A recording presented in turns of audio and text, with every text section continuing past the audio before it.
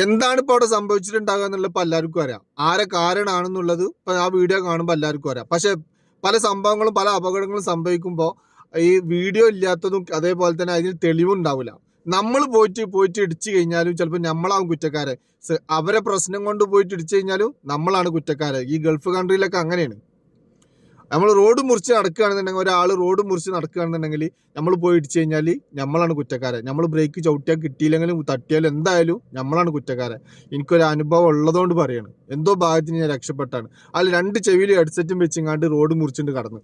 എന്തോ ഭാഗത്തിന് കടക്കാൻ പാടില്ല, പോക്കറ്റ് റോഡാണ്. ഞാൻ പറ്റില്ല, വളരെ സ്ലോവിലായതുകൊണ്ട് ഞാൻ ബ്രേക്ക് ചവിട്ടിയോണ്ട് കിട്ടി. എന്നിട്ടും ആൾ വണ്ടിമേ തട്ടി. ഇതാണ് നമ്മൾ അറിയാതെ ഓരോരോ അപകടത്തിൽ പോയി. ഇതിന് തെറ്റുകാരാരാണ്? ആ ആൾക്കാരാണ്. പക്ഷെ കുറ്റക്കാരാവലാരാണ്? നമ്മളെപ്പോലത്തെ പാവപ്പെട്ടവരാണ്.